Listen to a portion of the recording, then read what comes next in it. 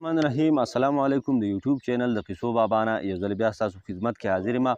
یو ډېره ښکلې خوندوره او مزیداره قصه مې تاسو له راوړې ده. د نننۍ قصه چې ده دا هم د یو ګیدړ ده او ډېره خوندوره قصه ده. انشاءالله امید دی چې ستاسو به خوښه شي. داسې لنډې لنډې قصې او دا خوندورې قصې مې منځ تر منځه د دې لپاره شروع کړي دي چې د محمود غزنوي قصه چې کوم ده هغه جاري ده او روانه ده او دغه قصه ډېره زیاته اوږده ده. تقریبا چې 18-19 قسطونو ته ورسېده او داسې نور هم ته مخکې روانه ده. ډېره اوږده قصه ده. نو څه ملګري پکې داسې هم وي چې یاره هغو داسې غواړي چې موږ پکې نور قصې هم منځ تر منځه واورو. نو د دغې د وجې ما پکې دا یو څو لنډې نیمې قصې منځ تر منځه به پکې کوو انشاءالله چې ستاسو طبیعت نه ګډوډېږي انشاءالله. ستاسو ټایم ستاسو وخت همدغه شانتې ښه پاس کېږي او ستاسو په مخونو باندې خنداګانې او خوشحالیانې همدغه شانتې خورې وي چې دا څنګه دي. انشاءالله قصې له به راځو. وایي چې پخوا په زمانه کې یو ګیدړ او دا ګیدړ بس چېرته تللی او واپسۍ کې را روان دی. سا پې سم رامات دی، خولې پې راماتې دي او دا پرشار یې جوړ بس ډاري خپل غار ته راننوځي او څنګه چې غار ته راننوځي نو بس په دې خپلو خپو راباندې کړي دا خپلې خپې خولۍ خو دا سم شړپارې جوړ دي. په دغې غار کې چې کومه ګیدړه ده د ده ښځه ده دې تپوس کړی چې ای سړیه دا ته څه کوې داسې سا د باندې رامات شوی دا خولې د باندې بهیږي او سا او داسې بد او دا خپلې خپې ولې ښکلی دا ته څه چل کوې. دا ګیدړ ورته د غوسې نه و چې ښځې تپوس مه کوه، زما نیکه شاعر و، زما ډر نیکه شاعر و او زما ور نیکه شاعر و او زه هم شاعر وم او بس ځکه دا خپلې خپې ښکلوم او داسې په سا ماته او په بد رالم. ښځه حیرانه شي چې دا سړی څه لیونی شوی که دا څه ګډې وډې خبرې کوي. ورته وایي چې ای سړیه ته خو ډېر غوسه یې خو قصه ماته وکړه چې چل څه شوی دی. د ګیدړ چې لږ سا ځای له راشي لږ سا دم شي په قلاره شي بس دې ګیدړې ته قصه شروع کړي چې بس تپوس یې مه کوه قصه راته کوم خو ناسازې راسره شوي دي. وایي چې څنګه؟ وایي چې هغه په هغه پلانکي ځای کې پروت وم، هغه خو ځای کې ښه سوري ته پروت وم، ډېر زیات وږی شوی وم. خوب مې ولیده خوب کې څه وینم چې یاره یو ورغومی دی، تنکی ښکلی مزېدار ورغومی دی او یو جوره کنده ده او په دغه جوره کنده کې د خپلې بیزو نه او د خپل کنډک نه پاتې شوی دی. شپنکي چې دغه کنډک په مخه کړی دی بس دغه ورغومی چې دی په دغې کنده کې خوارې چغې وایي او بس هلته ولاړ دی. زه ډېر زیات وږی شوی وم چې سترګې مې وغړولې نو سوچ مې وکړو چې راشه خوب خو دې ولیدو راشه دغې کندې ته ورځمه کیدای شي چې زما دا خوب رښتیا وي. بس زه سیده دغې کندې ته روان شوم. کنده مې په ذهن کې وه، هغه نقشه او هغه طریقه مې په ذهن کې وه. هغه طرف ته چې لاړم نو څه ګورم چې هماغه کنده ده چې کندې ته کښته ورکوشم نو ګورم چې یاره ورغومی وښیي دی چې په دې کندې په دې منځ کې کله یو خوا منډه وهي کله بل خوا منډه وهي ولاړ دی او نارې وهي خوارې نارې وهي. زه چې ورغلم نو ما دې ورغومي ته وویل چې هلکه ورغومیا زه ډېر زیات وږی شوی یم او ما ګوره په تا پسې خوب لیدلی دی او په خوب کې مې لیدلی بس نن دې پرېږدم نه او زه به دې نن خورم او مزې به د باندې کوم. بس ورغومي چې دا ولیدې چې یاره دا ګیدړ مې نه پرېږدي او زما بله لار نشته نو دې ورغومي دې ګیدړ ته ووایي چې ګیدړه ماما ته خو ما هسې خورې خو زما په اړه باندې یو آخري ارمان دی لکه ته زما دا ارمان پوره کوه. هر څوک چې مري نو لکه بابل باندې دا لازمه ده چې د هغه اخرنی ارمان پوره کړي. ګیدړ ورته وایي چې هلکه ته خو اول ما ته خپل ارمان ووایه که نه چې ستا په اړه څه ارمان دی. دا ورغومی ورته ووایي چې ګیدړه ماما زما په اړه باندې دا ارمان دی چې زه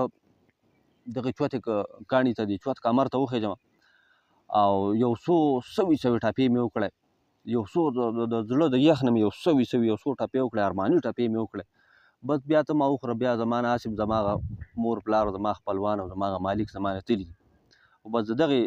خفګان نه د دغې سوز نه زه د زړه د تل نه یو څو ارماني ټپې کوم، یو 3 ټپې کوم بس ماله دغه مهلت راکړه. ګیدړ ووایي چې بس مشکله نه ده زه خو ډېر ښه سړی یم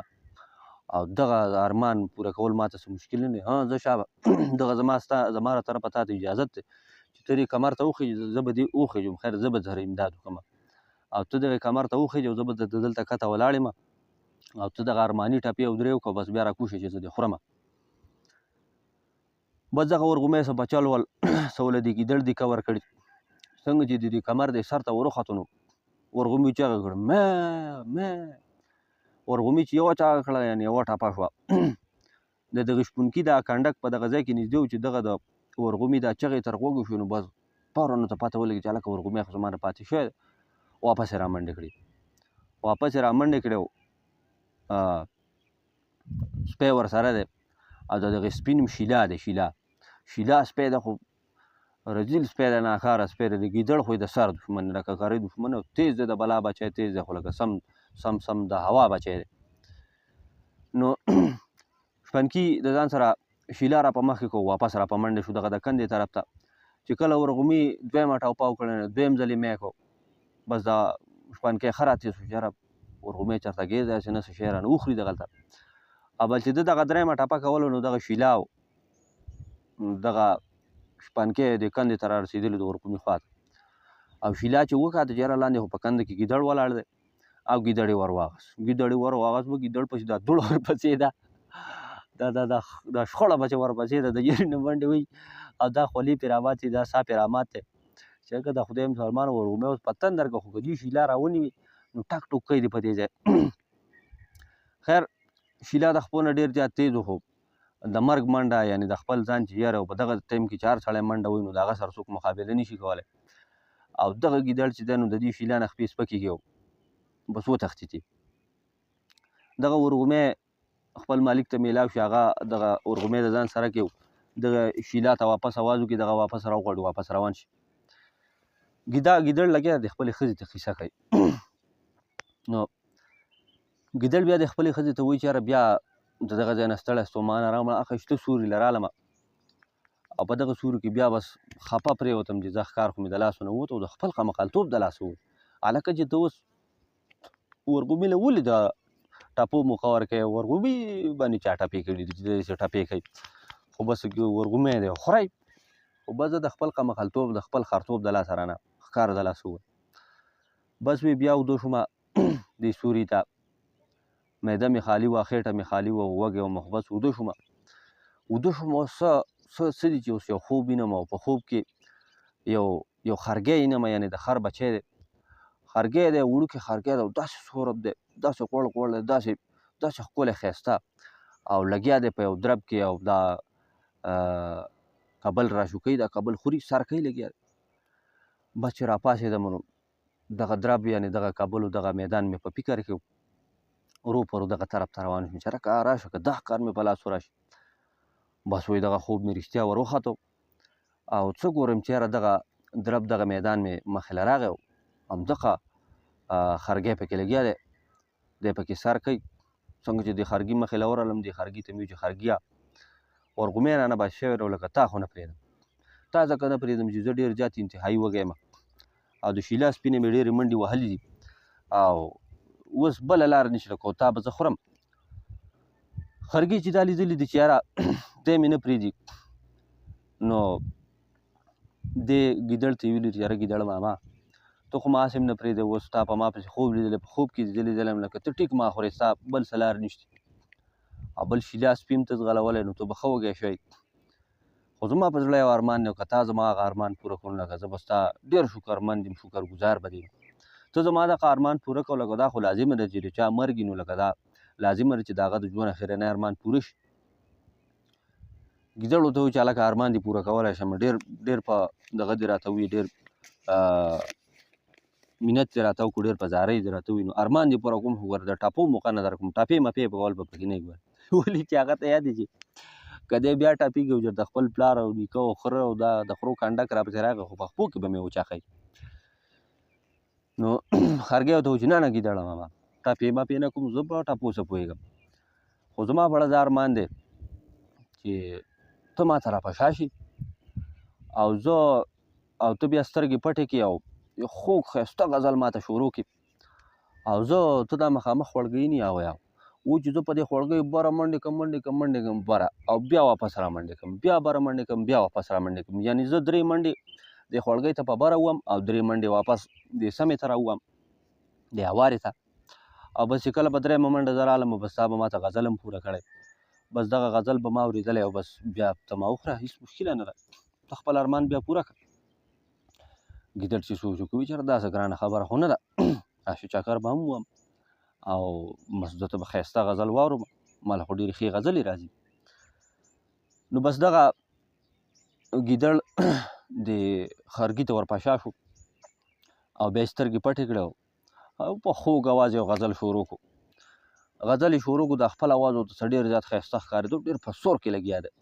خرګي چې منډې کړې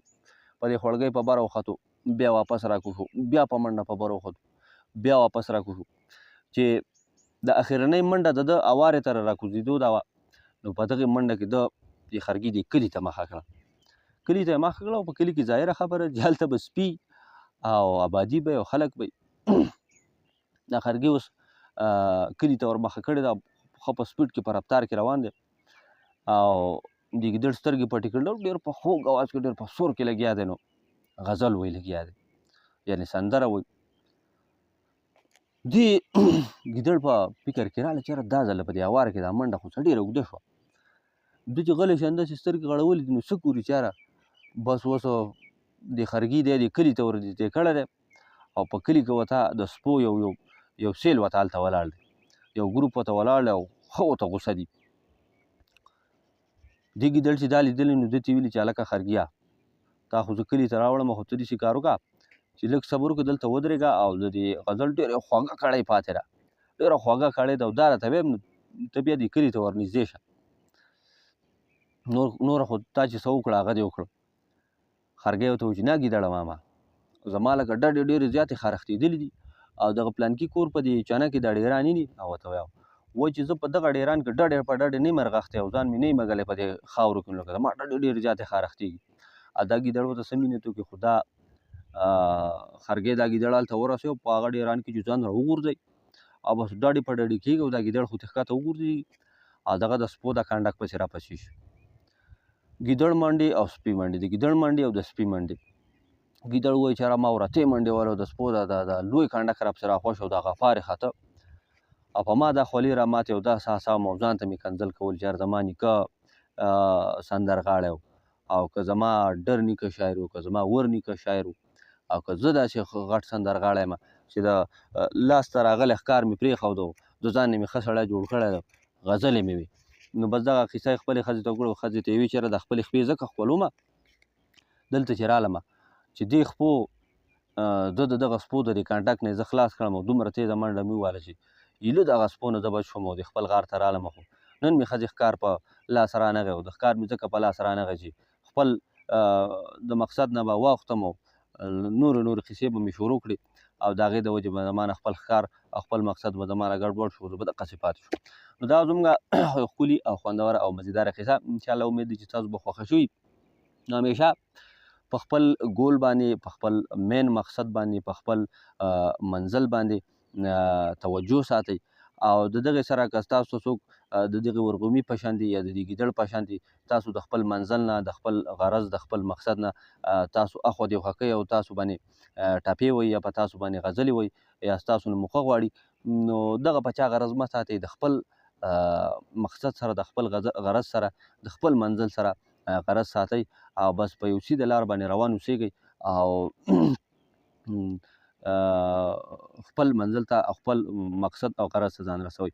نو انشاءالله چې دا قصه به ستاسو خوښه شوي او امید دی داسې نورې ډېرې ښکلې خوندورې او مزیدارې قصې انشاءالله ستاسو د خدمت لپاره روان دي او امید دی چې ستاسو به خوښیږي. نو هېڅ چېرې مه ځئ،